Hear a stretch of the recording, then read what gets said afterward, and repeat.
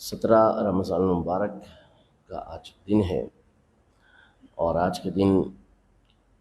اسلام و کفر کا پہلا معرکہ جو غزوہ بدر کے نام سے معروف ہے وہ بھی ہوا، اور آج ہی حضرت سیدہ عائشہ رضی اللہ تعالی عنہا کا دن بھی ہے۔ آج کے دن ہی آپ کا وصال ہوا، اور آج ہی نبی پاک صلی اللہ علیہ وسلم کی شہزادی حضرت سیدہ رقیہ رضی اللہ تعالی عنہا کا بھی دن ہے، ان کا بھی آج ہی وصال ہوا۔ اللہ پاک ان تمام کی برکتیں ہمیں نصیب فرمائیں، ان کا فیضان نصیب فرمائیں۔ امام زہری رحمۃ اللہ تعالی علیہ روایت کرتے ہیں کہ نبی پاک صلی اللہ تعالی علیہ وسلم نے ارشاد فرمایا کہ لو جمع علم نساء هذه الامہ كانت فيهن ازواج رسول اللہ صلی اللہ علیہ وسلم لکان علم عائشہ اکثر منہن، یعنی اگر اس امت کی تمام عورتوں کے علم کو جمع کیا جائے جس میں نبی پاک صلی اللہ علیہ وسلم کی ازواج مطہرات بیویاں بھی ہوں، تو ان تمام کے مجموعی علم سے زیادہ حضرت عائشہ رضی اللہ تعالیٰ عنہ کا علم ہے کہ نبی پاک صلی اللہ تعالیٰ علیہ وآلہ وسلم نے حضرت سیدہ عائشہ رضی اللہ تعالیٰ عنہ کے لیے ارشاد فرمایا۔ حضرت سیدہ عائشہ رضی اللہ تعالیٰ عنہ، اللہ پاک نے آپ کو برکت کا خزانہ بنایا تھا۔ حضرت سیدنا امام بخاری رحمۃ اللہ تعالیٰ علیہ صحیح بخاری شریف میں روایت کرتے ہیں حدیث مبارکہ کہ ایک مرتبہ ایک سفر کے دوران حضرت سیدتنا عائشہ رضی اللہ تعالیٰ عنہ کا ہار گم ہو گیا،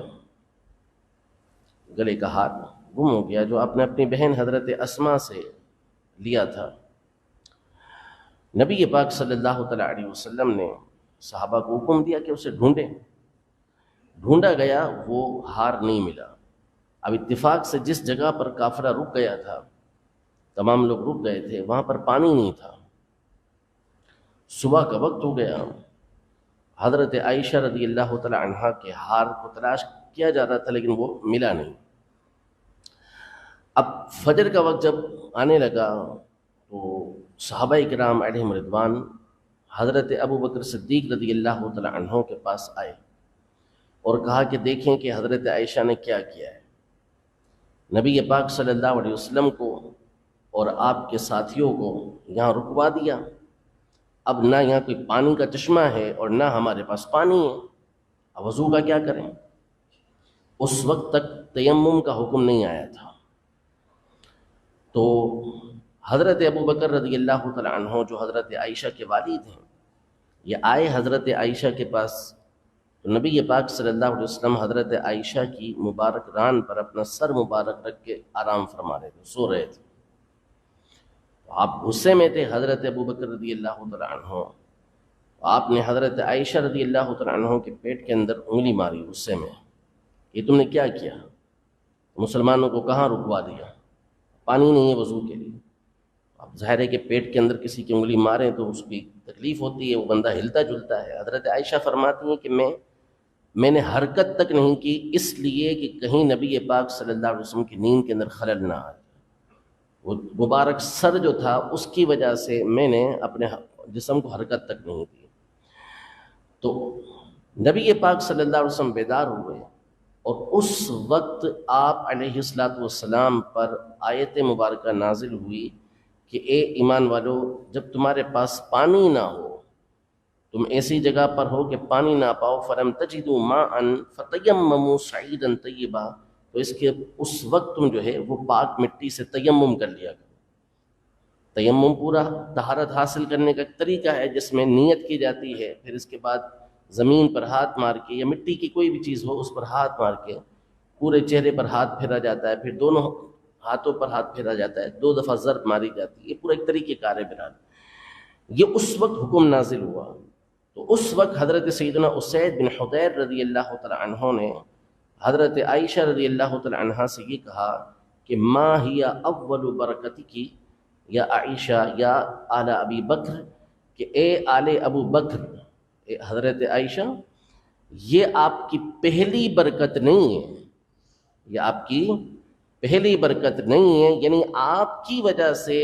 کہ آپ نے یہاں پر ٹھہرا لیا، آپ کے ہار کی وجہ سے نبی پاک صلی اللہ علیہ وسلم یہاں ٹھہرے۔ مسلمانوں کو اللہ پاک نے اتنی بڑی نعمت عطا کر دی کہ اگر کسی موقع پہ پانی نہ ہو تو پاک مٹی کے ذریعے وہ پاکی حاصل کر سکتے ہیں،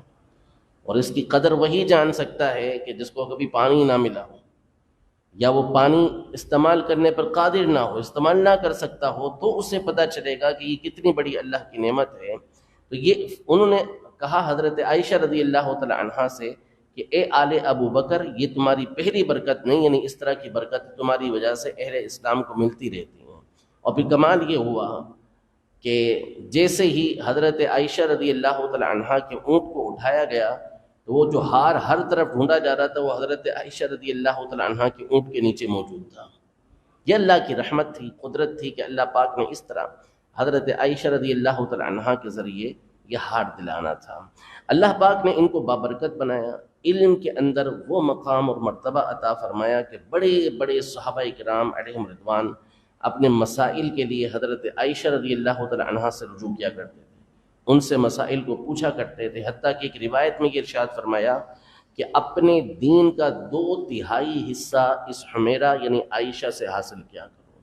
اور نبی پاک صلی اللہ علیہ وسلم ان سے کمال محبت فرماتے تھے، کبھی ان کو یا عائش کہتے ہیں، عائشہ کی جگہ یا عائش، اے عائش، اور کبھی ان کو حمیرہ کہا کرتے ہیں، یعنی جس کا مطلب سرخ کلر کا، اور کبھی ان کو ہنتا ہو کہتے ہیں، اے بھولی بھالی۔ مختلف ناموں کے ساتھ نبی پاک صلی اللہ علیہ وسلم کو پکارا کرتے ہیں۔ اور نبی پاک صلی اللہ تعالیٰ علیہ وآلہ وسلم کا جو سب سے آخری وقت گزرا وہ سیدہ عائشہ رضی اللہ تعالیٰ عنہا کے پاس گزرا۔ جب مرض بہت شدید ہو گیا تو نبی پاک صلی اللہ علیہ وسلم نے تمام ازواج مطہرات سے اجازت لی کہ اب آپ اپنی زندگی کے بقیہ ایام حضرت عائشہ کے گھر گزاریں، اور آخری لمحے کے اندر نبی پاک صلی اللہ علیہ وسلم کا جو مبارک سر تھا وہ حضرت عائشہ رضی اللہ تعالی عنہا کی گود کے اندر تھا، اور نبی پاک صلی اللہ تعالی علیہ وسلم کی مبارک مسواک کو نرم کرنے کی سعادت بھی سب سے آخر میں حضرت عائشہ رضی اللہ تعالی عنہا کو حاصل ہوئی۔ اور جس جگہ پر جامع ترمذی کی حدیث مبارکہ ہے اور بھی کتابوں کے اندر ہے کہ نبی علیہ السلام کا یہ خاصہ ہوتا ہے، ان کی خصوصیت ہوتی ہے کہ جس جگہ ان کا انتقال ہوتا ہے اسی جگہ پر ان کو دفنایا جاتا ہے، اسی جگہ ان کو دفنایا جاتا ہے۔ تو حضرت عائشہ رضی اللہ تعالی عنہا کے حجرے کے اندر ہی نبی پاک صلی اللہ علیہ وسلم کا وصال ہوا،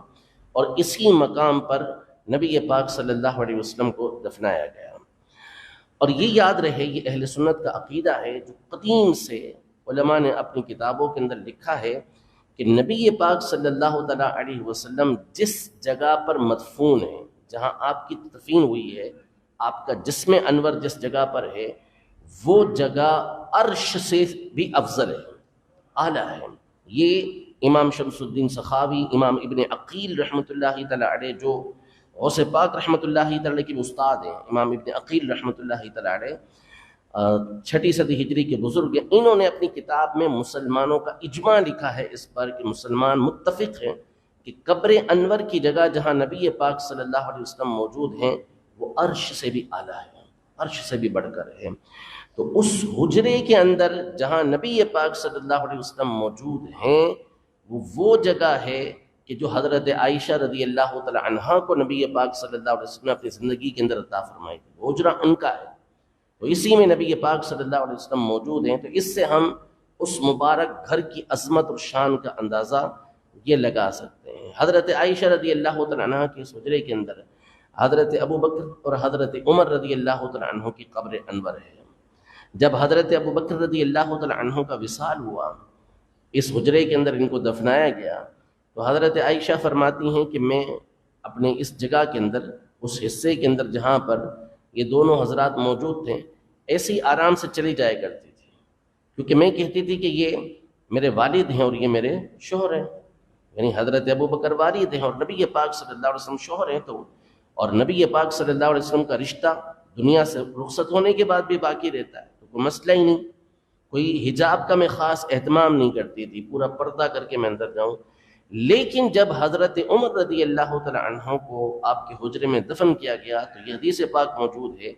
کہ حضرت عائشہ رضی اللہ تعالی عنہ فرماتی ہیں کہ میں پھر پورا پردہ کر کے اہتمام کر کے اس جگہ پر جایا کرتی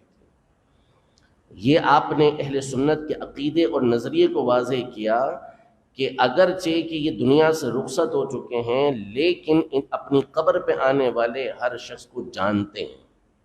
ہر شخص کو پہچانتے ہیں۔ تو یہ تو عام مسلمان کے لیے نبی پاک صلی اللہ علیہ وسلم نے ارشاد فرمایا کہ جب کوئی کسی کی قبر پہ جاتا ہے تو جو قبر والا مردہ ہوتا ہے، میت ہوتی ہے، وہ آنے والے کو جانتی ہے۔ اگر اس کا رشتہ دار ہو، اس کا بیٹا بھائی وغیرہ ہو تو اس سے تو وہ مانوس ہوتی ہے، اس کو پسند آتا ہے اس کا آنا۔ تو یہ تو پھر شان نبی کریم صلی اللہ علیہ وسلم اور آپ کے صحابہ کرام علیہم رضوان کی۔ اللہ جل شانہ ہم سب کو سید عائشہ رضی اللہ تعالی عنہا کے فیضان میں سے حصہ عطا فرمائے، اور اللہ پاک نے ایک بہت بڑا وصف آپ کو سخاوت کا بھی عطا کیا تھا۔ بہت سخیہ تھی آپ۔ بعض اوقات آپ کے بھانجے حضرت عبداللہ بن زبیر رضی اللہ تعالی عنہ نے، جو مکہ مکرمہ کے حاکم تھے اور پھر اس کے بعد آپ باقاعدہ خلیفہ بنے تھے، تو انہوں نے بعض اوقات 3 لاکھ درہم حضرت عائشہ رضی اللہ تعالی عنہا کو پیش کیے، وہ سارا کا سارا اللہ کی راہ کے اندر خیرات کر دیا کرتے۔ ایک مرتبہ 1,00,000 درہم آئے آپ کے پاس،